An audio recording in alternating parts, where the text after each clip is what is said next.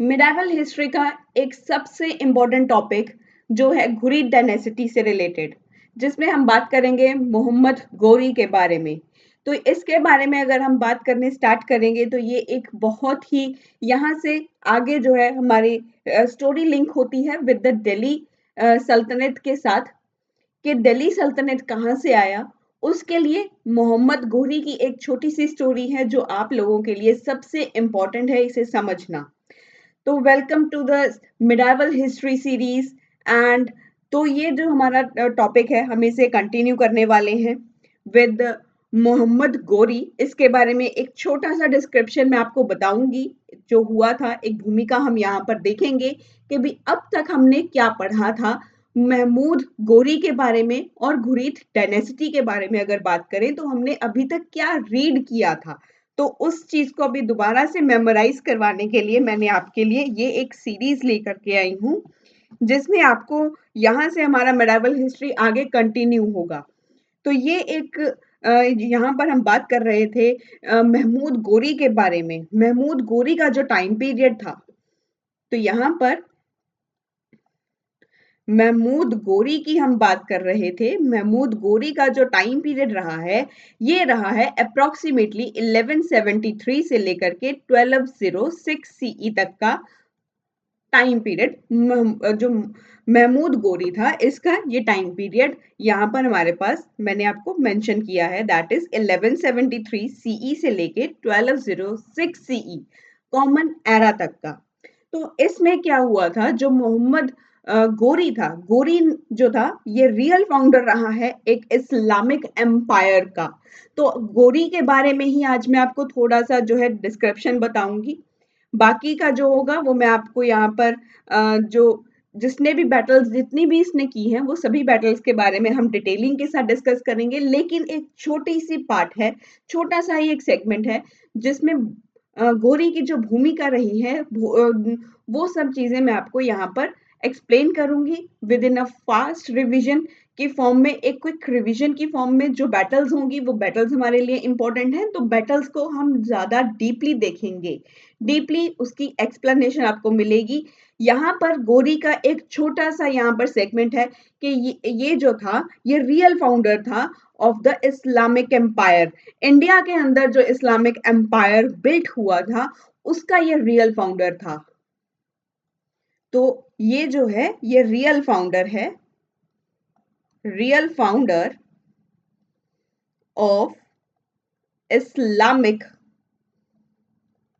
Empire in India. तो ये यहाँ पर हमें पता चल चुका है कि ये रियल फाउंडर रहा है।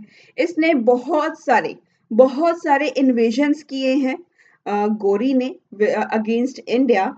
देवर as many as 7 major invasion, सबसे ज्यादा तो 7 इन्वेजन जो है यहाँ पर इंपॉर्टेंट है। इसने जो इन्वेजन किए थे 7 इन्वेजन ऐसे हैं जो बहुत ज्यादा इंपॉर्टेंट हैं, जो इसने इंडिया के अगेंस्ट किए थे। जो ये इंडिया के अगेंस्ट कर रहा था वो सबसे ज्यादा इंपॉर्टेंट है। तो उनमें से सबसे पहले हम बात करने वाले हैं जो सबसे पहला जो इसने कॉन्क्वेस्ट किया था 1175 के अंदर। तो 1175 यहाँ पर अगर मैं आपको एक छोटा सा टाइमलाइन बना करके बताऊं, आपको अगर कोई जो भी नोट्स वगैरह बनाने होते हैं, quick revision notes, then you can made by using these timelines. आप इन टाइमलाइंस को यूज करके बना सकते हो। तो मेरे पास अभी यहाँ पर स्केल नहीं है, अवेलेबल नहीं है मेरे पास, तो लाइन टेढ़ी मेढ़ी ही जाएगी। That is not a matter कि लाइन टेढ़ी जा रही है या सीधी जा रही है, ये मैटर नहीं है। सिर्फ आप एक टाइमलाइन को देखिए।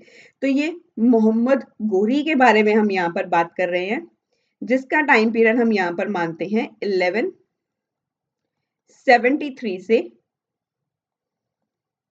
1206 सीई तक का इसका टाइम पीरियड हम यहाँ पर कंसीडर करते हैं। तो 1175 से लेके 1178 के बीच में क्या हुआ, तो यहाँ पर सबसे पहले बात करेंगे इन 1175।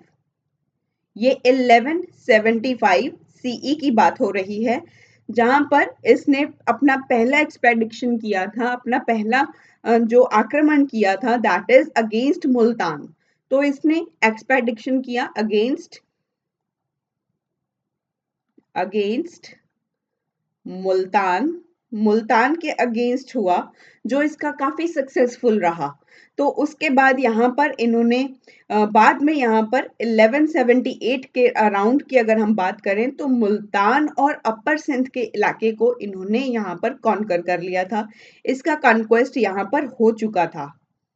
तो यहाँ पर मुल्तान, मुल्तान के साथ साथ प्लस यहाँ पर हम बात करेंगे upper Sindh. Let me write it again ताकि आपको यहाँ पर कोई कंफ्यूजन ना रहे। इसने कॉन्क्वेस्ट किया था, कॉन्कर,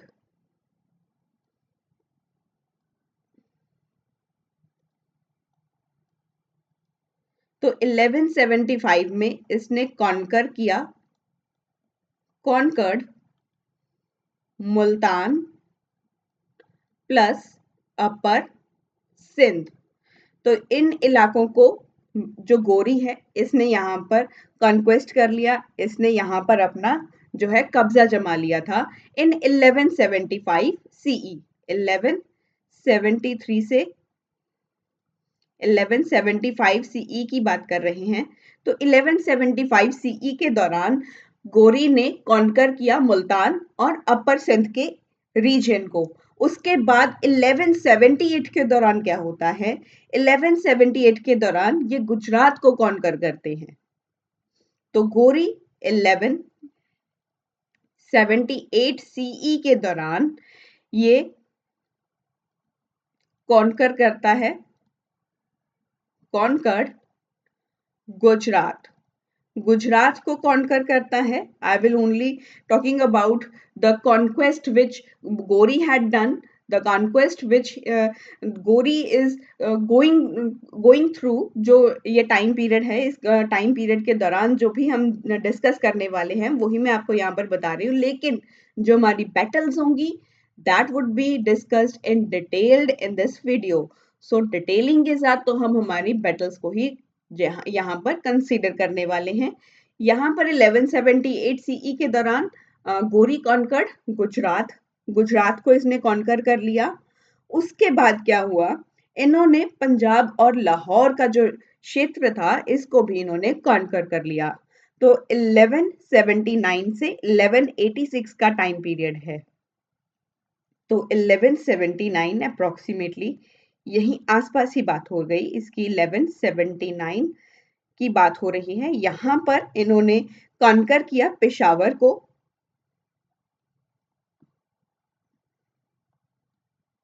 कॉन्कर्ड पेशावर, पेशावर को इन्होंने यहां पर कॉन्कर कर लिया। उसके बाद क्या होता है, उसके बाद ये 1182 के दौरान, 1182 अप्रोक्सीमेटली यहां पर आ गया। 1182 सीई के दौरान क्या होता है, ये कॉन्कर करते हैं सिंध के इलाके को, ये सिंध को कॉन्कर कर लेते हैं। सिंध को कॉन्कर करने के बाद 1186 अप्रोक्सीमेटली यहां पर इसे कंसीडर कर लेते हैं कि यहां पर 1186 सीई होगा। यहां पर इन्होंने 1186 के दौरान इन्होंने कॉन्कर किया पंजाब और साथ में लाहौर, लाहौर को जो है इसने कॉन्कर कर लिया था। अराउंड 1186 की बात हो रही है। उसके बाद हम बात करने वाले हैं 10/1190 की। 1190 सीई के दौरान जो गोरी था इसने सिक्योर किया मुल्तान, सिंध, पंजाब के ऊपर and was paving his way for the further. जो आगे भी ये यहाँ पर सोच रहे थे कि भी मैं आगे भी जाऊं, जो गंगैटिक दोआब है इससे आगे भी मैं कॉन्कर करना चाहता हूँ। मेरी जो लड़ाई है, मेरी जो कॉन्क्वेस्ट की जो लालसा है, मैं जो कब्जा करना चाहता हूँ वो सिर्फ यहाँ तक ही सीमित नहीं है, मैं इससे आगे भी जाना चाहता हूँ। तो वो पंजाब से आगे भी जाना चाहते थे, पंजाब से आगे जाना चाहते थे। मुल्तान, सिंध, पंजाब का जो इलाके थे हमारे, इनसे ये आगे बढ़ना चाहते थे। ये यहीं पर सीमित होकर नहीं रहना चाहता था। कि भी मेरी कोई बाउंड्री यहाँ पर इस्टेब्लिश कर दे, मैं यहाँ तक नहीं रह सकता, मुझे इससे आगे भी कनकर करना है, इससे आगे तक जाना है, मुझे अपने क्षेत्र को इंक्रीज करना है, तो मुझे कब्जा और करना है। तो ये आगे चलते हैं 1191 के यहाँ पर हम बात करेंगे 1191 सीई के बारे में। यहाँ पर होता है इनका पहला battle, the first battle of Tarain, Tarain का पहला युद्ध, फर्स्ट बैटल ऑफ तराइन। तो तराइन का पहला युद्ध होता है 1191 सीई के दौरान। इतना तो आपको यहाँ पर अभी आई थिंक कि आपको समझ में आ गया होगा जो अभी तक हमने डिस्कस किया। तो अभी फर्स्ट बैटल ऑफ तराइन को इसे डिटेलिंग के साथ यहाँ पर समझेंगे। तो अभी यहाँ पर हम किसे डिटेलिंग में समझने वाले हैं, इसकी डिटेलिंग के अंदर जाएंगे, इसे डिटेल्ड इसकी इंफॉर्मेशन आपको दी जाएगी, इसे डिटेलिंग में समझेंगे इन द नेक्स्ट स्लाइड। तो एक बार नेक्स्ट स्लाइड की ओर चलते हैं, यहाँ पर the first battle of Tarain की ओर, first battle of Tarain. Approximate अगर इसका टाइम पीरियड मैंने आपको बताया है 1191 सीई के दौरान इसका टाइम पीरियड रहा है the first battle of Tarain. तो इसमें हमारे पास जो घोरी का यहाँ पर पोजीशन था, Ghori want to expand his territory, his empire. तो यहाँ पर ये पंजाब के उस पार जाना चाहता था, पंजाब से आगे भी ये चाहता था कि भी मैं गंगेटिक दोआब तक से भी आगे जाऊं, वहां तक मैं अपना जो है पंजाब से आगे जाऊं, मैं अपना क्षेत्र को एक्सपैंड करूं, मैं अपने जो है रीजन को एक्सपैंड करना चाहता हूं। तो यहाँ पर ये चाहते थे कि भी मैं पंजाब से आगे जा करके जो है कॉन्क्वेस्ट करूं, गंगेटिक दोआब का जो रीजन था यहाँ तक ये जाना चाहते थे। तो ये जो था ये पंजाब से भी आगे तक का जाना चाहता था। तो इसकी वजह से इसका एक यहाँ पर कॉन्फ्लिक्ट बैठता है। तो ये जो है attempt to advance Gangetic Doab, इसी दौरान इनका एक डायरेक्ट कॉन्फ्लिक्ट बैठता है। एक ये जो है एक डायरेक्ट कॉन्फ्लिक्ट में आते हैं। इनका डायरेक्ट कॉन्फ्लिक्ट किनके साथ होता है, एक राजपूत, आइकॉनिक राजपूत रूलर के साथ इनका डायरेक्ट कॉन्फ्लिक्ट होता है, राजपूत रूलर के साथ। ये राजपूत रूलर और कोई नहीं, ये पृथ्वीराज चौहान ही थे, पृथ्वीराज चौहान। अभी के लिए मैं इसे पूरा नाम ही लिखूंगी, otherwise I will write PC. Always remember, PC Priyanka Chopra की बात नहीं हो रही है, पीसी पृथ्वीराज चौहान की बात हो रही है। तो कोई भी यहाँ पर प्रियंका चोपड़ा को याद नहीं करेगा। तो यहाँ पर हम बात कर रहे हैं पृथ्वीराज चौहान के बारे में, जो राजपूत रूलर हैं। तो इनके साथ इनका डायरेक्ट कॉन्फ्लिक्ट हो जाता है। डायरेक्ट कॉन्फ्लिक्ट जब हो जाता है तो जो हमारे पृथ्वीराज चौहान हैं इनके साथ ही क्यों होता है, क्योंकि पृथ्वीराज चौहान भी चाहते थे, बेचारे हमारे पीसी चाहते थे कि भी मैं भी अपने टेरिटरी को एक्सपैंड करूं, पंजाब से पंजाब तक इसे एक्सपैंड कर दूं। ये अपना कंट्रोल चाहते थे पंजाब गंगा वैली तक। स्पेशली जो हमारे जो पृथ्वीराज चौहान थे, ये पहले राजपूताना और इनके ये जो स्मॉल स्टेट्स हुआ करती थी, राजपूताना स्मॉल स्टेट्स जो थी, जो राजपूताना ही थे, एक बहुत छोटी छोटी स्टेट्स हुआ करती थी जिनके ऊपर ये अपना जो है यहाँ पर रूल कर रहे थे। इन छोटे छोटे राजपूताना स्टेट्स के ऊपर इन्होंने दिल्ली को भी कैप्चर कर रखा था पृथ्वीराज चौहान ने। और बहुत सारे जो राजपूत किंगडम थे, छोटी छोटी स्टेट्स जो थी, उनको भी ये अपने अंडर लेकर के आ रहे थे, वो भी इनके अंडर थी, उनके ऊपर भी इनका शासन था। दिल्ली के ऊपर जो पृथ्वीराज चौहान थे वो शासन कर रहे थे। अब ये कह रहे थे कि भी मैं और ऊपर की ओर जाना चाहता हूँ, मैं और ज्यादा जो है पंजाब के ऊपर कंट्रोल करना चाहता हूँ। ये गंगा वैली और पंजाब का जो क्षेत्र था, मैं यहाँ तक अपना कंट्रोल करना चाहता हूँ। तो ये भी जो थे, बिल्कुल ही इनकी भी सोच हमारे गोरी की तरह ही थी। गोरी भी चाहते थे कि मैं गंगैटिक दोआब तक अपना राज्य स्थापित करूँ, तो ये भी चाहते थे मैं भी ऐसे ही करूँ, मैं भी अपना एक्सपेंशन चाहता हूँ। एक्सपेंशन कौन नहीं चाहता? किसे अपनी तरक्की की जो चाह होती है वो नहीं होती? किसे नहीं होती? सबको होती है। Everybody want to expand, everybody want कि भी मेरा ही दबदबा हो। सबको चाहिए, सबको पावर चाहिए। हर कोई यहाँ पर पावर के लिए ही लड़ रहा है। तो गोरी भी पावर के लिए लड़ रहा था, अपने एक्सपेंशन के लिए फाइट कर रहा था। पृथ्वीराज चौहान भी वही कर रहे थे। तो ये एक राजपूत किंग थे, ये कर रहे थे, ये भी चाहते थे। तो यहाँ पर इनका एक कॉन्फ्लिक्ट होता है एक दूसरे के साथ कि हम यहाँ पर करेंगे। ये स्टार्ट कर देते हैं क्लेम करना ताबर हिंद का जो क्षेत्र था, ताबर हिंद का जो क्षेत्र है, जिसे आज के टाइम पर बठिंडा का रीजन जिसे बोला जाता है। पंजाब में एक जगह है बठिंडा, तो ये पंजाब की एक डिस्ट्रिक्ट है बठिंडा। वहां पर उसे एंशियंट टाइम में, मिडाइवल टाइम में उसे ताबर हिंद कहा जाता था। Not ancient, I will say it's my mistake, ancient नहीं है वो, मिडाइवल टाइम है। मिडाइवल जब पार्ट चल रहा था, ये जो हमारा युद्ध चल रहा था बिटवीन द गोरी एंड पृथ्वीराज चौहान, तब इन्होंने जो है पृथ्वीराज चौहान ने क्लेम किया कि भी दोनों ने ही वैसे क्लेम किया कि ताबर हिंद तो रीजन हमारा है। ताबर हिंद के ऊपर ये दोनों ही क्लेम कर रहे थे कि हमारा है, वो कह रहा मेरा है, वो कह रहा मेरा है, मेरा है, मेरा है, ऐसे ऐसे करके वो दोनों यहाँ पर क्लेम कर रहे थे ताबर हिंद को। ताबर हिंद बठिंडा का पुराना नाम है, याद रखिएगा। ये इंपॉर्टेंट हो सकता है अगर कोई पंजाब पीसीएस या कोई छोटे एग्जाम्स की प्रिपरेशन कर रहा है उनके लिए है। लेकिन अगर कोई यूपीएससी के पर्सपेक्टिव से अगर मैं बात करूं, देन आपको ये याद रखने की ज़रूरत नहीं है कि दाबर हिंद को बठिंडा कहा जाता है, क्योंकि ऐसे क्वेश्चंस, इतने आसान क्वेश्चंस यूपीएससी नहीं पूछता है अपने एग्जाम के अंदर, आइदर इन द प्रीलिम्स और इन द मेंस एग्जामिनेशन।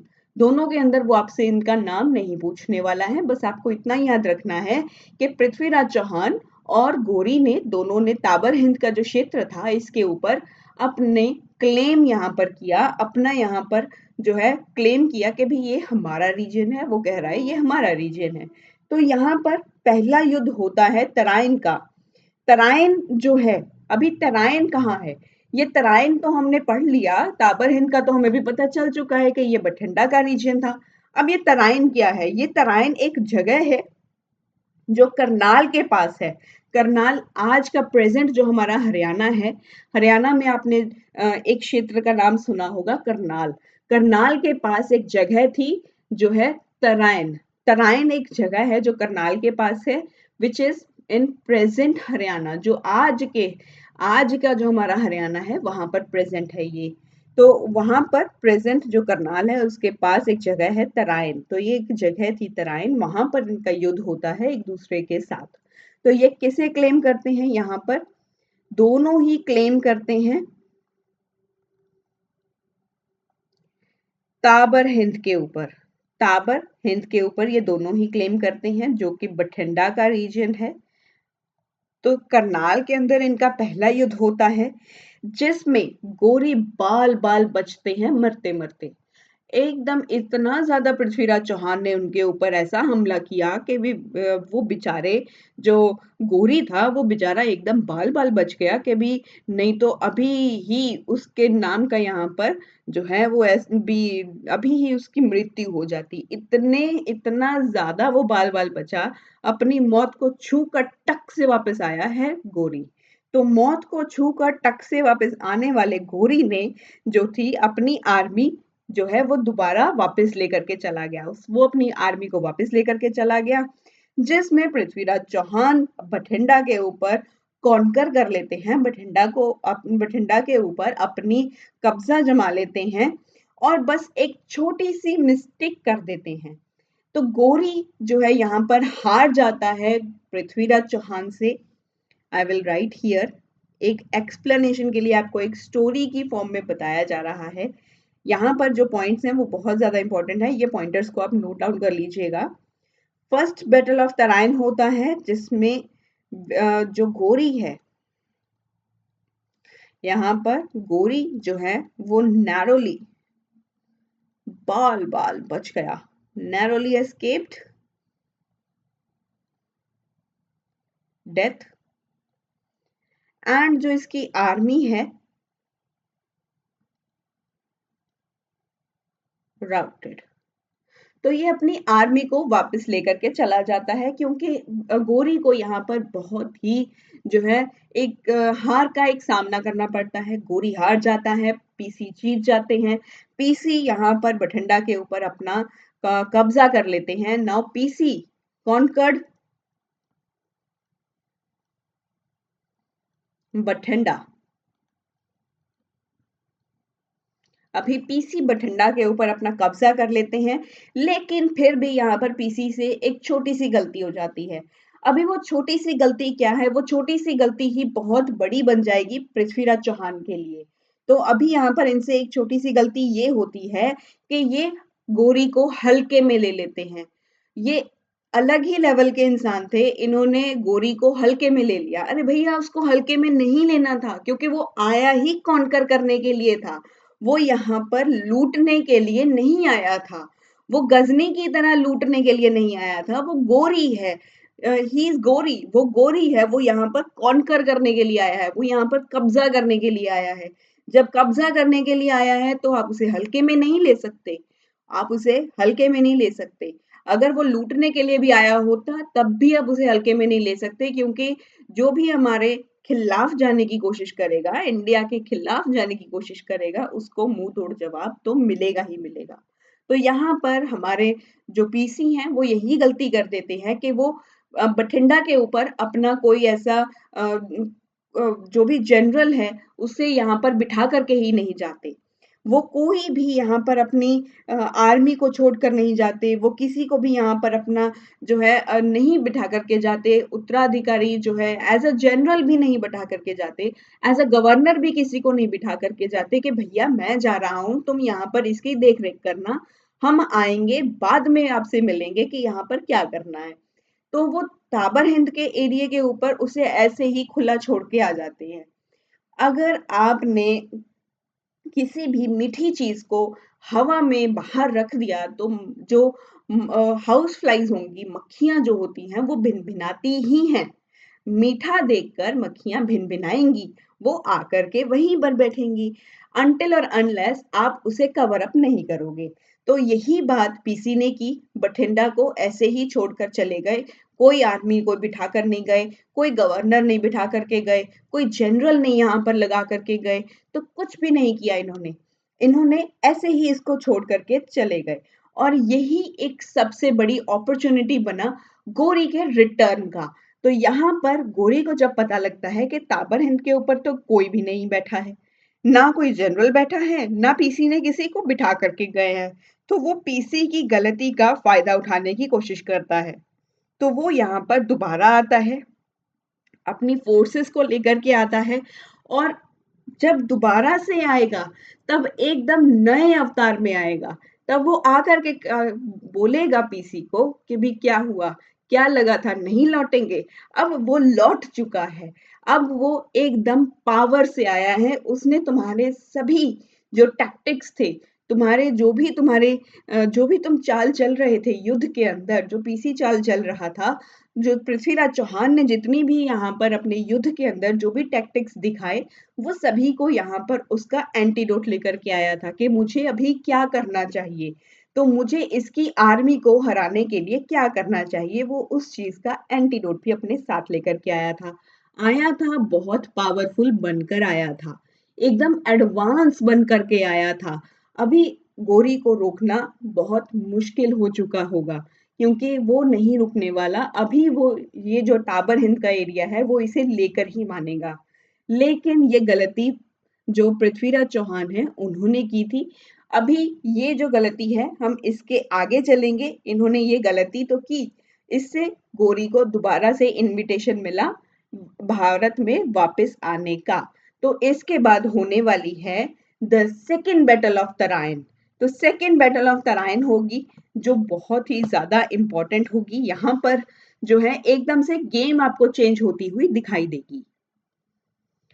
तो चलिए एक बार यहाँ पर अपनी टाइमलाइन के ऊपर मैं दोबारा से वापस आती हूँ। 1192 के दौरान क्या होता है, 1192 सीई के दौरान जो है वो सेकेंड बैटल ऑफ तराइन होती है।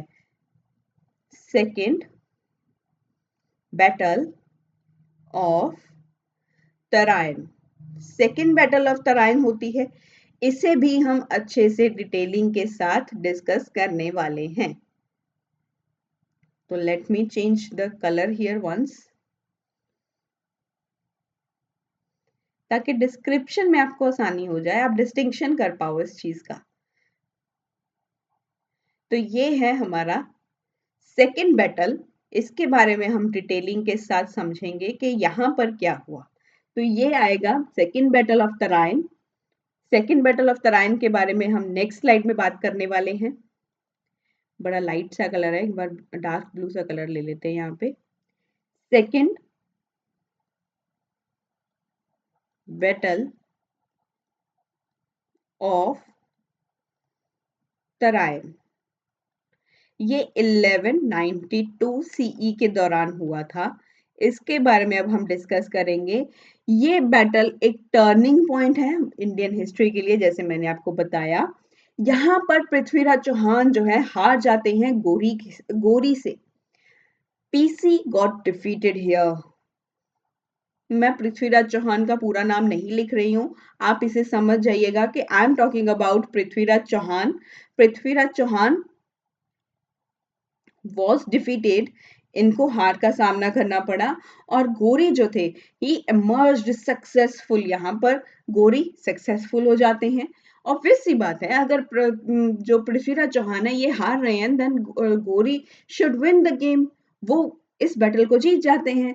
यहाँ पर इंटरेस्टिंग क्या था, यहाँ पर इंटरेस्टिंग था जो इंडियन फोर्सेस थी वो नंबर में तो बहुत ज्यादा थी। इंडियन आर्मी जो पीसी के पास थी वो नंबर में तो बहुत ज्यादा थी, संख्या में तो ज्यादा थी, लेकिन जो टर्किश फोर्सेस गोरी लेकर के आया था उनके आगे ये बिल्कुल फीकी पड़ गई थी। ये बिल्कुल फीकी थी। ये क्यों फीकी लग रही थी? क्योंकि जो टर्किश आर्मी आ रही थी, टर्किश फोर्सेस जो आ रहे थे, ये बहुत ही ऑर्गेनाइज्ड थे। They were very well organised with the swift moving cavalry. इनके पास एक अच्छी कैवेलरी हुआ करती थी। इनकी जो आर्मी थी, इनकी जो टर्किश फोर्सेस जो थी, इनके पास बहुत ही अच्छे यहाँ पर जो है आर्मीज हुआ करती थी। हमारे जो इंडियन फोर्सेस थी ये बहुत ज्यादा बल्की थी। यहाँ पर बल्क में, यहाँ पर ये बल्क बहुत ज्यादा था इनका। बल्की कोई भी चीज होगी, अगर कोई भी बुक आपको अगर मैं दूं वो बल्की है, then you will be considering a headache, you will be considering that book as a headache. आपको भी वही बुक चाहिए जो एकदम से आपको चीजें आपको समझ में जल्दी आ जाएं। तो आप भी एक, अगर आपको मैं बोलूं कि आप just go and read Upendra Singh, Upendra Singh की बुक को आप रीड कीजिए, then you will felt very boring in, चाहे उस बुक में इतनी अच्छी इमेजेस दे रखी हैं, बहुत अच्छी इमेजेस उसमें दी हुई हैं, बहुत अच्छे से उसमें चीजों को एक्सप्लेन किया हुआ है, लेकिन you will felt very very boring about that book कि भी हमें ये बुक पढ़नी ही नहीं है। हम नहीं चाहते कोई भी किताब को पढ़ना, हम चाहते हैं कि हमें चीजें आसानी से मिल जाएं। आप भी इजी पीजी चीजें फाइंड आउट करेंगे, यहाँ वहां जाएंगे, अपने फ्रेंड्स के पास जाओगे, अपने जो फेलो एस्पिरेंट्स हैं उनके पास जाकर के आप पूछोगे कि आप कौन सी बुक फॉलो कर रहे हो। कोई ना कोई आपका दीदी भैया भी होगा वहां पे आपके एरियाज में, के भी जो काफी टाइम से आपको जो है जो प्रिपरेशन कर रहा है, 1 नंबर से रह गया, 2 नंबर से रह गया, 10 नंबर से रह गया, उसका सिलेक्शन होते होते रह गया, इंटरव्यू में 1 नंबर से रह गया वो। ऐसे भी आपके दीदी भैया होंगे, आप उनसे जाकर के पूछते होंगे कि भी भैया कौन सी किताब पढ़े, दीदी कौन सी किताब पढ़े, क्या करना चाहिए क्या नहीं करना चाहिए। वो आपको अलग चीजें बताते होंगे, कोचिंग वाले अलग चीजें बताते होंगे, आपने कहीं ना कहीं यूट्यूब से देखा होगा तो वो चीजें और बता रहे हैं। इस तरीके से आप कंफ्यूज हो जाते हो। You people felt very exhausted over there कि भी अभी हमें क्या करना चाहिए। द सिंपल थिंग इज कि आप अपने सिलेबस को एक बार डी कोड कीजिए, सिलेबस के डिमांड को समझिए। सिलेबस में आपको सिलेबस की डिमांड का पता चलेगा, पीवाईक्यू से आपको अपने रिसोर्सेज भी पता चल जाएंगे कि आपको क्या फॉलो करना है। वैसे ही जो गोरी था, गोरी यहाँ पर आया, वो देख करके चला गया कि ये तो बड़ी बल्की-बल्की बहुत ही भारी-भारी किताबों का यूज़ कर रहा है पृथ्वीराज चौहान एग्ज़ाम को क्लियर करने के लिए। मैं ऐसी किताबों का यूज़ क्यों करूँ? I will do smart study. तो ये टर्किश फोर्सेस लेकर के आया। वो बल्क में ज़्यादा नहीं थी, वो बल्क में ज़्यादा नहीं थी, लेकिन वो एकदम अच्छे से टैक्टिक्स को जानती थी। उनकी कैवेलरी बहुत अच्छी थी। Because they considered horses in their army. उनके आर्मी के अंदर हॉर्सेस थे। हॉर्स जो होता है, घोड़ा जो होता है, वो बहुत ही फास्ट मूविंग एनिमल माना जाता है। बहुत ही आपने देखा होगा दैट जब घोड़ा दौड़ता है तो कितनी फास्ट और स्विफ्टली दौड़ता है। उसके पास जो है यहाँ पर हमारे जो टर्किश फोर्सेस थी उनके पास यही एक स्किल हुआ करती थी।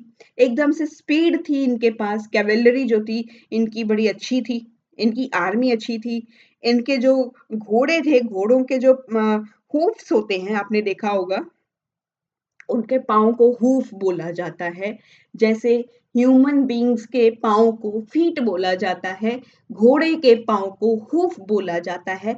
उनके पाँव के नीचे you have seen a U shaped आपने एक स्टील का वो देखा होगा कि भी उसके पाँव के नीचे एक सोल लगा होता है।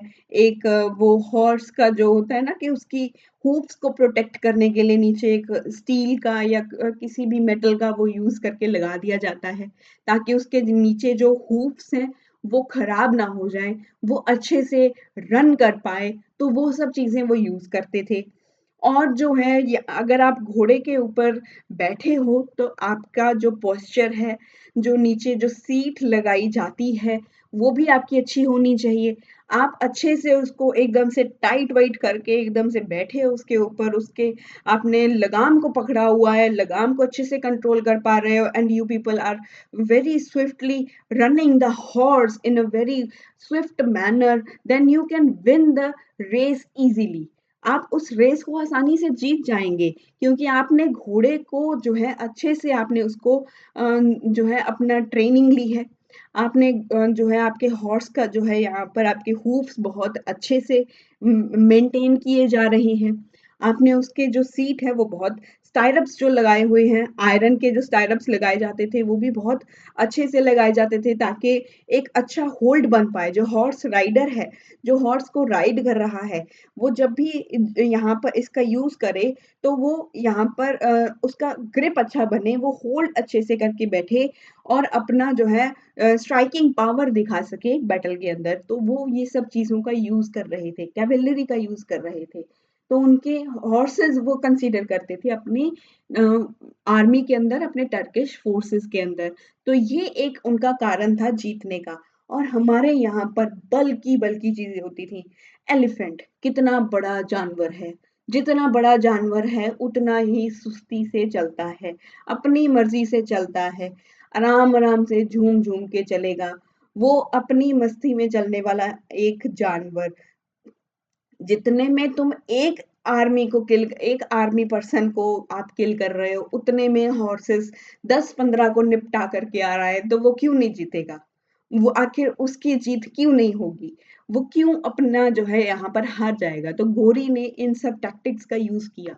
उसको लगा कि ये जब जो पृथ्वीराज चौहान है, ये अपनी प्रिपरेशन के अंदर बल्की बुक्स का यूज़ कर रहा है, तो मैं स्मार्ट स्टडी का यूज़ करूँगा। मैं स्मार्टली पढ़ूँगा और अपना यूपीएससी का एग्ज़ाम क्लियर करूँगा। तो वैसे ही गोरी ने किया। गोरी ने टर्किश फोर्सेस को अपने साथ लेकर के आया and hence he one that battle. तो यहाँ पर हम छोटा-सा पार्ट जो है यहाँ पर आपको पहले मैं लिखवा देती हूँ, उसके बाद आगे चलेंगे। तो इसके पास जो है टर्किश फोर्सेस जो थी, गोरी के अंडर जो थी, दे वर वेरी वेल ऑर्गेनाइज्ड। गोरी जो आया था ये टर्किश फोर्सेस लेकर के आया था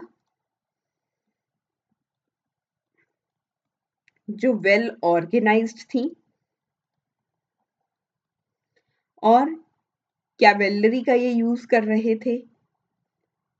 और जो हमारी इंडियन फोर्सेस का पीसी ने यूज़ किया दैट वर वेरी मच बल्की यहाँ पर जो इसका जो है मैच नहीं कर पा रही थी, जो टर्किश फोर्सेस से अपना मैच ही नहीं कर पा रही थी। इनकी एक सुपीरियर ऑर्गेनाइजेशन थी, एक स्किल से ये काम कर रहे थे, इनके पास स्पीड था और साथ में यहाँ पर इम्पोर्टेंट चीज़ ये है कि इसने 2 सुपीरियर टेक्नोलॉजीज़ का यूज़ किया। 2 सुपीरियर टेक्नोलॉजीज़ का इसने यूज़ किया। एक तो था इसने यूज़ किया use of horse shoes, horse shoes का इसने यूज़ किया। सेकंड क्या था? सेकंड इसने जो है यहाँ पर यूज़ किया यूज़ ऑफ आयरन स्टायरप्स। जो आयरन स्टायरप्स थे, इसका इन्होंने यूज़ किया था। तो एक यहाँ पर लार्ज नंबर ऑफ जो इंडियन सोल्जर्स थे, यहाँ पर इनकी डेथ हो जाती है, इन्हें मार दिया जाता है एंड पृथ्वीराज जो है वो एस्केप करने की, वो भागने की कोशिश करता है। Prithviraj Chauhan try to escape. ये पीसी जो है ये एस्केप मतलब कि ये भागने का यत्न करते हैं, लेकिन इन्हें सरस्वती के पास जो है इन्हें कैप्चर कर लिया जाता है। But captured captured near Saraswati. Saraswati के पास इन्हें कैप्चर कर लिया जाता है और इन्हें बाद में अजमेर के ऊपर शासन करने की अनुमति दे दी जाती है। क्यों दी जाती है? क्योंकि उस समय के ऊपर इनके जो कॉइन्स थे वो चल रहे थे, इनके कॉइन्स चल रहे थे। इनको अजमेर में रूल करने का इनको जो है यहाँ पर अलाउ किया जाता है, इन्हें अलाउंस दिया, इनको जो है यहाँ पर that is not allowance sorry, तो ये इन्हें अलाउ किया जाता है, इन्हें अनुमति दी जा रही है कि आप अजमेर में जाइए, आप वहां पर जो है अपना शासन कर सकते हैं कुछ समय के लिए, लेकिन कुछ समय के लिए for some time only, for some time, क्योंकि इनके जो है कॉइन्स यहाँ पर चल रहे थे। ये जो कॉइन था ये बहुत ही लेजेंडरी कॉइन था, क्योंकि इसके एक साइड के ऊपर पृथ्वीराज देवा लिखा हुआ था। इस कॉइन का जो एक साइड था इसके ऊपर पृथ्वीराज देवा लिखा हुआ था एंड इसके दूसरी साइड श्री मोहम्मद सैम लिखा हुआ था। और दूसरी साइड कॉइन का जो दूसरा हिस्सा था, कॉइन के दो हिस्से होते हैं, एक होता है जिसे हम आज की लैंग्वेज में कहा जाता है, एक हेड्स होता है एक टेल्स होता है। वैसे ही यहाँ पर जो पीसी ने चलाए थे कॉइन्स, पृथ्वीराज चौहान ने जो कॉइन्स यहाँ पर चलाए थे उसके एक साइड के ऊपर पृथ्वीराज देवा लिखा हुआ था और दूसरी साइड क्या लिखा हुआ था? श्री मोहम्मद सैम लिखा हुआ था। तो ये इंपॉर्टेंट रहता है, ये वर्ड्स को आप ध्यान में रखिएगा, पृथ्वीराज देवा और श्री मोहम्मद सैम, ये दोनों नाम को आपको याद रखना है क्योंकि ये प्रीलिम्स में वो आपसे पूछ सकता है। तो कॉइन्स के रिगार्डिंग वो आपसे पूछ सकता है, तो इसे याद रखिएगा कि एक साइड के ऊपर क्या था, दूसरी साइड के ऊपर क्या लिखा हुआ था। Just for your factual knowledge ये इंपॉर्टेंट है, हो सकता है वो आपसे प्रीलिम्स में कई बार पूछ ले। तो ये था, यहाँ पर हमने बात की, लेकिन फिर बाद में क्या होता है, उन्हें रूल तो करने दे दिया जाता है, इसके बाद पृथ्वीराज को एग्जीक्यूट कर दिया जाता है कि एक चार्जेस के ऊपर ऑफ कॉन्स्पिरेसी, कॉन्स्पिरेसी के चार्जेस के ऊपर इन्हें एग्जीक्यूट कर दिया जाता है। I will write here only, क्योंकि यहाँ पर एक लाइन के लिए मैं पूरा एक स्लाइड खराब नहीं कर सकती अपनी, I am sorry for that. Prithviraj Chauhan को एग्जीक्यूट कर दिया जाता है, इसे एग्जीक्यूट किया जाता है कौन से चार्जेस के ऊपर? कौन से चार्जेस से? वो चार्जेस ऑफ कॉन्स्पिरेसी। कॉन्स्पिरेसी के जो चार्जेस थे उनको यहाँ पर देखते हुए पृथ्वीराज चौहान को एग्जीक्यूट कर दिया जाता है। And this is all about the second battle of Tarain which we have discussed till now. ये हो गया। इसके बाद आगे एक छोटा सा पॉइंट है कि टर्किश आर्मी ने जो हंसी सरस्वती जो ये पंजाब का एक रीजन है जिसे बोले समाना का जो रीजन था उसे समाना बोला जाता है, समाना का एक रीजन है पंजाब के अंदर, समाना का एक क्षेत्र है। दिल्ली, अजमेर, समाना, सरस्वती, हंसी और यहाँ पर जितने भी किले थे इन सबको जो है टर्किश आर्मी कैप्चर कर लेती है एंड हेंस ये दिल्ली और अजमेर को भी कैप्चर कर लेती है। दिल्ली और अजमेर को कैप्चर करने के साथ-साथ ये समाना, सरस्वती, हंसी के किलों के ऊपर भी अपना जो है वो उनके ऊपर अपना कब्जा कर लेती है। Turkish army conquered or I will say captured. Let me write capture here. Capture is the perfect word which we can use. Captured, captured fortress. किले इन्होंने यहाँ पर जो है इनके ऊपर अपना कब्जा किया था। हंसी का जो किला था, सरस्वती का, समाना का और इन्होंने कैप्चर किया दिल्ली एंड अजमेर के ऊपर। अजमेर और दिल्ली के ऊपर भी इन्होंने अपना कब्जा कर लिया था। इसके बाद क्या होता है? इसके बाद आता है बैटल ऑफ चंदवार। जो चंदवार का युद्ध था इसके बारे में हम बात करेंगे। तो let me go to the slide which we have mentioned our timeline. तो यहाँ पर टाइमलाइन को जहाँ पर हमने मेंशन किया था हम यहाँ पर इसे देखेंगे। तो ये बात हो रही है 1194 के बारे में। 1194 के बारे में ये बात हो रही है। अप्रोक्सीमेटली यहाँ पर हम इसे लिख लेते हैं कि ये 1194 सीई की यहाँ पर बात हो रही है। 1194 के यहाँ पर क्या होता है? ये चंदवार का युद्ध था। दिस इज बैटल ऑफ, यहाँ पर क्या होता है? बैटल ऑफ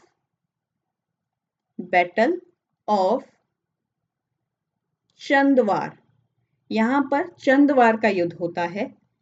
इसे भी हम एक बार अपने बॉक्स के अंदर रख देते हैं। ये रहा। इसके बारे में डिटेलिंग के साथ डिस्कस करेंगे। तो बैटल ऑफ चंदवार ये हुआ था 1194 के अंदर। तो 1191 में फर्स्ट बैटल ऑफ तराइन, 1192 में सेकंड बैटल ऑफ तराइन, 1194 में बैटल ऑफ चंदवार हुआ। तो इसे हम एक अच्छे सी स्लाइड के ऊपर यहाँ पर डिस्कस करेंगे।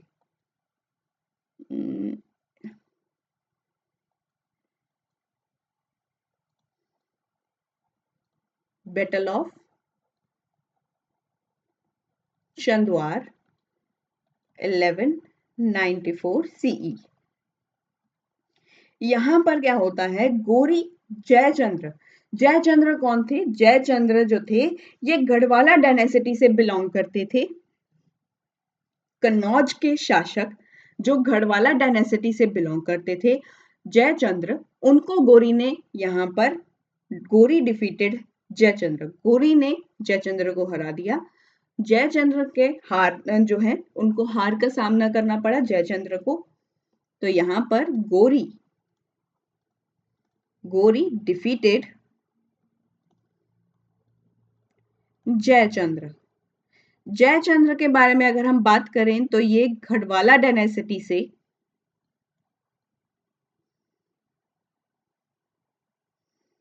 गढ़वालास डायनेसिटी, जिसका जिक्र हमने पहले भी हमारे क्लासेस के अंदर किया है जब हम हमारी मिडाइवल हिस्ट्री के सेशंस लगाया करते थे, उनकी क्लासेस लगाया करते थे, तब मैंने आपको गढ़वालास डायनेसिटी के बारे में अच्छे से पढ़ाया था। इनके बारे में अच्छे से बताया था मैंने उस समय। ठीक है, आप जा करके दोबारा अगर आपने जो है इन सब चीज़ों को रिवाइज करना है तो वो लेक्चर्स को आप दोबारा से देख सकते हो। Just go through them, don't write anything. आपको उनमें से चीज़ें राइट नहीं करनी है, सिर्फ 2x की स्पीड के ऊपर जा करके आप उन्हें सुने। वो क्लासेस को एक बार आप सुन लीजिए, आपको जो है मिडाइवल हिस्ट्री का जो पोर्शन है वो ऐसा लगेगा कि अभी हमने दोबारा से ही किया है। तो वो आपको आपका स्टार्टिंग ही लगेगा। ऐसा नहीं होगा कि आप जो है यहाँ पर भटक चुके हो या कुछ भी हो चुका है, भटकना नहीं है। लास्ट के लेक्चर्स को आप एक बार देख कर आइए, आप उन्हें एक बार रिवाइज कीजिए, वो सब चीज़ें आपको दोबारा से मेमोराइज हो जाएंगी। अगर आपको फिर भी अगर कोई प्रॉब्लम हो तो आप मुझे आकर के बताएं, कमेंट सेक्शन के अंदर आप मुझे भर भर के कमेंट्स करें कि हमें दोबारा से करा दीजिए, ये कर दीजिए, वो कर दीजिए। I will try to solve each and every problem of yours. I am here to solve your problem. आपकी प्रॉब्लम को सॉल्व करने के लिए ही तो मैं यहाँ बैठी हूँ। आपकी प्रॉब्लम्स जो होंगी वो मैं आपको यहाँ पर डिस्कस करेंगे। तो ये जयचंद्र जो थे ये गढ़वाला डायनेसिटी से रिलेटेड थे और ये कन्नौज के रूलर थे। ये गढ़वाला डायनेसिटी थी ही कन्नौज में। ये कन्नौज के रूलर थे, रूलर ऑफ कन्नौज। ये कन्नौज के शासक थे। और बैटल ऑफ तराइन जब हो रहा था, बैटल ऑफ तराइन और जो चंदवार का युद्ध था, इन दोनों युद्ध के अंदर क्या हुआ, जो यहाँ पर टर्किश थे, टर्किश का जो है यहाँ पर अपना शासन वो बिठा लेते हैं नॉर्थ इंडिया में। इन दोनों बैटल्स की वजह से जो टर्किश लोग थे, ये जो टर्किश पीपल थे, ये यहाँ पर स्थापित करते हैं अपना शासन नॉर्थ इंडिया में। नॉर्थ इंडिया में ये अपना शासन स्थापित कर लेते हैं। आफ्टर दिस इन्वेजन जो कुतुबुद्दीन ऐबक हैं, वो यहाँ पर वॉइस रॉय बना दिए जाते हैं ऑफ महमूद गोरी। महमूद गोरी जो है यहाँ पर कुतुबुद्दीन ऐबक को अपना वॉइस रॉय बना करके चले जाते हैं। और यहाँ से गोरी अपने गजनी की ओर दोबारा से निकल चलते हैं, क्योंकि गजनी को और भी जो है यहाँ गजनी में जाकर के गोरी को और भी जो है वेस्टर्न साइड के ऊपर कॉन्क्वेस्ट करनी थी। तो सबसे पहले यहाँ पर लिखेंगे जो टर्किश थे लेड फाउंडेशन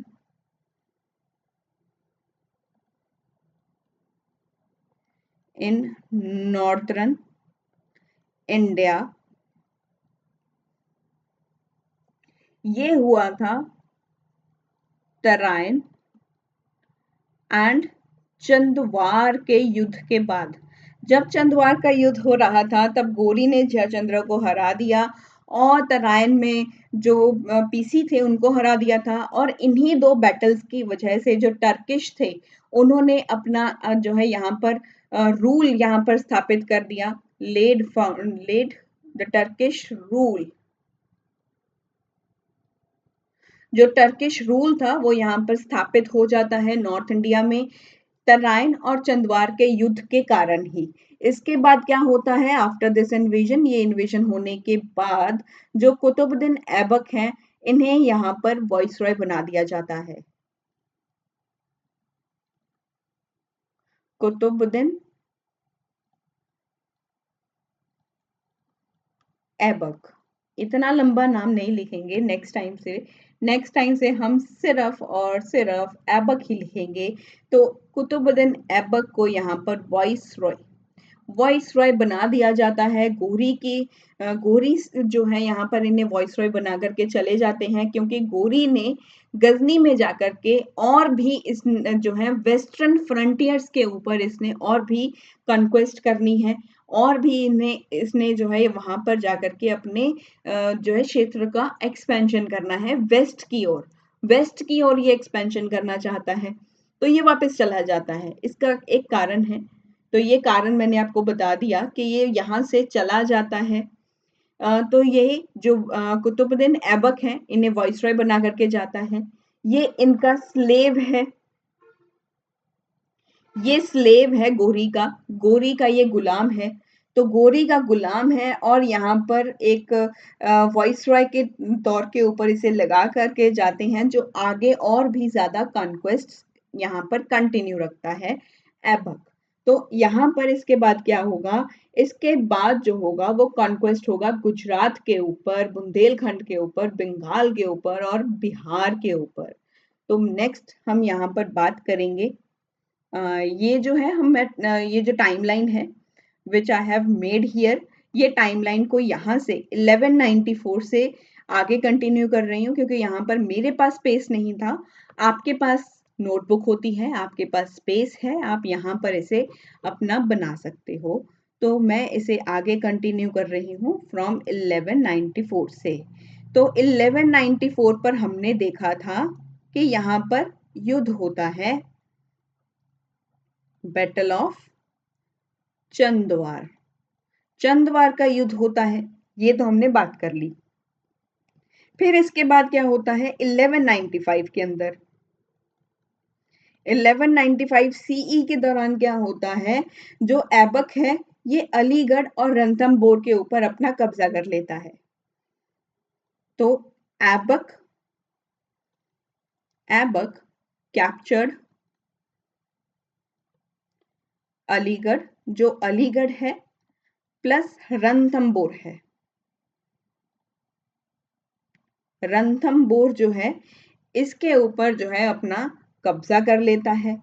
और उसके बाद ये क्या करता है, ये भीम टू जो थे हमारे सोलंकी किंग, सोलंकी गुजरात के अंदर राज्य इनका जो है, गुजरात के अंदर इनका राज्य था। ये यहाँ पर गुजरात के अंदर रूल कर रहे थे सोलंकीस। सोलंकीस के जो राजा थे भीम सेकंड, भीम द्वितीय, तो इनके ऊपर ये अटैक करता है। लेकिन लेकिन लेकिन भीम थे, भीम लड्डू खाएगा और भीम ऐबक को हरा देगा। और यहाँ पर हमारे भीम भी यही करते हैं, जस्ट लाइक छोटा भीम ये भी लड्डू खाते हैं और ऐबक को यहाँ पर सबक सिखाते हैं। इट इज नॉट रियली कि यहाँ पर इन्होंने सच में लड्डू खाया होगा और सच में इन्होंने ऐसा किया होगा। It's just to memorise you people, ये आपको मेमोराइज करवाने के लिए है कि गुजरात के अंदर इन्होंने भीम सेकंड, जो सोलंकी के राजा थे, सोलंकीस का रूल था गुजरात के अंदर, गुजरात के अंदर सोलंकीस थे जिनके राजा थे भीम सेकंड। भीम सेकंड के ऊपर ऐबक अटैक करता है। तो ऐबक अटैक करता है भीम सेकंड के ऊपर। यहाँ पर भीम सेकंड ऐबक को हरा देते हैं। ऐबक यहाँ पर prevailed in his next battle with Bhim second, लेकिन फिर भी ये हार नहीं मानता और भीम सेकंड के ऊपर दोबारा से अपना जो है वो आक्रमण करता है। इनको जो है और भी बैटल्स करता है इनके साथ, जिसमें ये गुजरात को कॉन्कर कर लेता है। 1195 से 1202 तक का ये टाइम पीरियड है। अप्रोक्सीमेट हम बात करेंगे यहाँ तक 1202 सीई तक। इस टाइम पीरियड के दौरान, इस होल टाइम पीरियड के दौरान क्या हुआ था, यहाँ पर कॉन्कर हो चुका था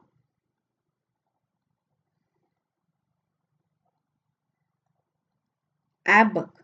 ऐबक ने कॉन्कर किया था, याद रखिएगा गोरी ने नहीं किया था। ये गोरी के बिठाए हुए वाइसरॉय ऐबक ने कॉन्कर किया था गुजरात। गुजरात के साथ साथ इसने कॉन्कर किया था बुंदेलखंड को, बुंदेलखंड को भी इसने कॉन्कर कर लिया था।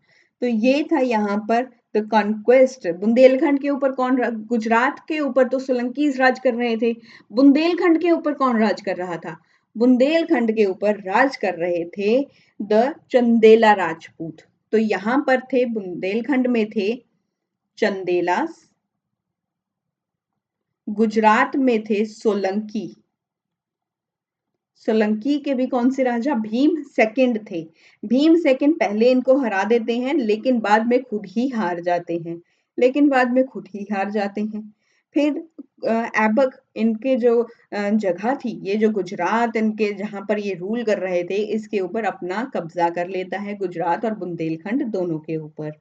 लेकिन इसके बाद क्या होता है, साइमल्टेनियसली जो मोहम्मद बख्तियार खलजी आते हैं, जो अनदर जनरल था गोरी का। गोरी का एक जनरल का नाम था ऐबक, दूसरे जनरल को ये बिठा करके गया था जो बिहार का क्षेत्र था, बंगाल और बिहार के क्षेत्र में ये बिठा करके गया था। किसे ये बिठा करके गया था, गोरी बख्तियार खलजी को।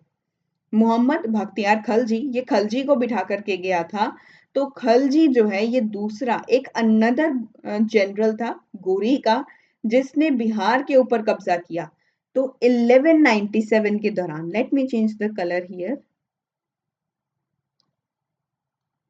ग्रीन से कर देते हैं यहाँ पे। 1197 सीई के दौरान क्या होता है, 1197 सीई के दौरान जो खलजी है, खलजी जो है वो कॉन्कर करता है। खलजी कॉन्कर बिहार। तो बिहार के ऊपर कौन कर रहा था 1197 के दौरान? एक तरफ कौन कर रहा था? एक तरफ ऐबक कर रहा था और दूसरी ओर खलजी कर रहा था। तो यहाँ पर अगर एक बार आपको let me draw another map here, आपको मैप से ज़्यादा क्लैरिटी होगा कि this is the map of India. तो जो हमारा बुंदेलखंड का इलाका था, गुजरात बुंदेलखंड, ये अप्रोक्सीमेटली मैं आपको बता रही हूँ कि ये सच में ऐसा नहीं था। ये जो इलाका था, ये इलाका यहाँ पर ये था। यहाँ पर कौन कर रहा था? यहाँ पर ऐबक अपना काम कर रहा था। और जो बंगाल का ये वाला बंगाल और बिहार का जो क्षेत्र था, यहाँ पर कौन कर रहा था? यहाँ पर थे खलजी। यहाँ पर खलजी था। ये भी गोरी का जनरल था, गोरी का ही जनरल था। ये भी गोरी का ही जनरल था। ये दोनों ही उसके जनरल थे। ये उसका स्लेव था, वैसे बेसिकली ये स्लेव था इसका, ऐबक। तो यहाँ पर गोरी के जो दूसरा जो जनरल था गोरी का, बख्तियार खलजी, वो बिहार के ऊपर जो है अपना कब्जा कर लेता है। और यहाँ पर let's go back to the timeline here. दोबारा से एक बार यहाँ पे कलर चेंज कर लेते हैं। 1197 में खलजी कॉन्कर करता है बिहार को, और 1202 के दौरान वो बंगाल के ऊपर जो है अपना कॉन्कर करता है। तो यहीं पर और क्या होता है? खलजी कॉन्कर बंगाल। और यहाँ पर जो खलजी है, वो जो यूनिवर्सिटीज थी हमारी, the very known universities Nalanda और विक्रमशिला और नालंदा यूनिवर्सिटी को ये क्या कर देता है? ये डिस्ट्रॉय कर देता है। खलजी क्या करता है? ये डिस्ट्रॉय नालंदा, ये नालंदा को डिस्ट्रॉय कर देता है। और साथ में विक्रमशिला जो यूनिवर्सिटी थी, इसको भी ये खत्म कर देता है, इसको भी ये डिस्ट्रॉय कर देता है। और ये बंगाल और बिहार के अंदर खलजी क्या बन जाता है? ये खलजी बन जाता है वॉइस रॉय। ये कहाँ का वॉइस रॉय बनता है? बंगाल और बिहार का। बंगाल और बिहार का ये क्या बन जाता है? ये वॉइस रॉय बन जाता है। फिर 1205 के दौरान क्या होता है? 1205 के दौरान दोबारा से गोरी आता है, भारत में वापस आता है। वैसे ये इतना इंपॉर्टेंट नहीं है। तो 1205 के अंदर गोरी अगेन रिटर्न टू इंडिया, ताकि वो जो रिवॉल्ट हो रहा था खोखर्स का, रिवॉल्ट ऑफ खोखर्स, जो खोखर्स का रिवॉल्ट था, इसे सप्रेस करने के लिए आता है, इसे रोकने के लिए आता है, इन्हें क्रश करने के लिए वो यहाँ पर आता है। तो ये कोई और क्रश नहीं है, ये इनको दबाने के लिए जो है गोरी वापस आता है।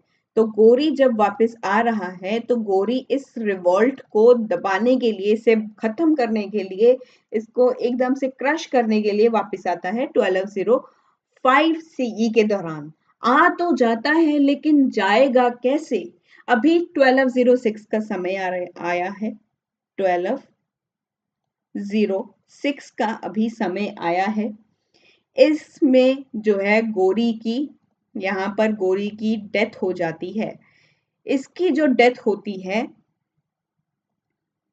गोरी की जो डेथ होती है, ये बहुत ही मिस्टीरियस तरीके से हो जाती है। मिस्टीरियसली भी नहीं कह सकते, क्योंकि एक धम्यक डिस्ट्रिक्ट है झेलम के पास। झेलम जो है, झेलम में एक डिस्ट्रिक्ट है, एक जिसका नाम है धम्यक। धम्यक एक डिस्ट्रिक्ट है जहां पर किसी व्यक्ति के द्वारा गोरी की हत्या कर दी जाती है।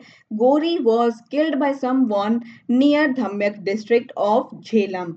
झेलम के जब वो गजनी की ओर वापस जा रहा होता है गोरी गजनी एक जगह का नाम है, ये गजनी वो पर्सन का नाम नहीं बोल रही हूँ मैं, कहीं पर्सन से कंफ्यूज करते रहें आप उसे। ये गजनी एक जगह है, वहां पर ये वापस जा रहा है, अपने क्षेत्र के अंदर वापस जा रहा था 1206 के दौरान। लेकिन जाते समय जब ये धम्यक पहुंचता है, ये धम्यक डिस्ट्रिक्ट की ओर जा रहा होता है, तो धम्यक में कोई unknown person, someone someone killed him, वो कोई इसे मार देता है, कोई इसे यहाँ पर मार देता है। और यहीं से जो राइन है इंडिया में, वो ऐबक के पास आ जाता है। ऐबक यहाँ पर स्लेव डायनेसिटी की स्थापना करता है। ऐबक यहाँ पर स्लेव डायनेसिटी की फिर यहाँ पर स्थापना करता है। इसकी हत्या कर दी जाती है। इसके बाद जो भारत का जो शासन है वो ऐबक के हाथों में आ जाता है, इसके हाथों में चला गया। और यहाँ पर स्लेव डायनेसिटी की जो है यहाँ पर नींव रखी गई थी। तो इसके बाद जो है वो जो रूल है, रूल्ड बाय ऐबक इंडिया। अभी इंडिया का जो रूल है वो ऐबक के पास चल जा चुका है, और ऐबक ने यहाँ पर स्लेव डायनेसिटी को स्टार्ट कर दिया है। तो ये है स्लेव डायनेसिटी को यहाँ पर इनिशिएट हो चुका है, इसकी नींव रखी जा चुकी है। अब हम स्लेव डायनेसिटी की ओर जाएंगे, स्लेव डायनेसिटी को पढ़ेंगे। यहाँ से हमारा जो है आगे का जो सफर है हमारे दिल्ली सल्तनत तक का, वो हम यहाँ पर जो है आगे कंटिन्यू करेंगे। Now we will start with the Delhi Saltanat. Delhi सल्तनत यहीं से स्टार्ट होगी, स्लेव डायनेसिटी से। तो बने रहिए मेरे साथ इस मेडिवल हिस्ट्री की सीरीज में। अब हम इस सीरीज का एक इम्पॉर्टेंट सेगमेंट कवर करेंगे जो सबसे इम्पॉर्टेंट है, स्लेव डायनेसिटी, जहां से यूपीएससी अक्सर प्री के अंदर बहुत सारे क्वेश्चंस पूछता है, बहुत सारे सवाल यहाँ से आते हैं। और यहाँ से सबसे जरूरी बात, ये मेंस और ऑप्शनल के लिए सबसे जरूरी है।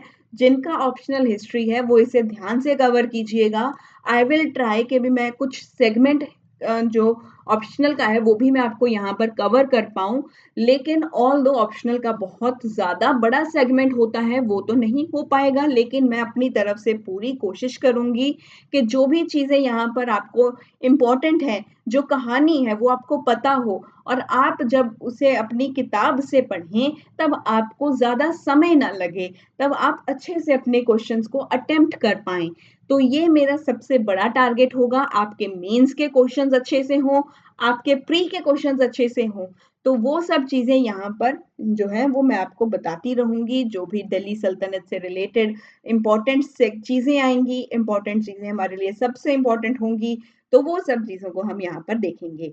तो तब तक के लिए आप बने रहिए मेरे साथ मेडिवल हिस्ट्री की सीरीज में। अगर आज की ये वीडियो आपको अच्छी लगी हो तो इसे शेयर जरूर करना।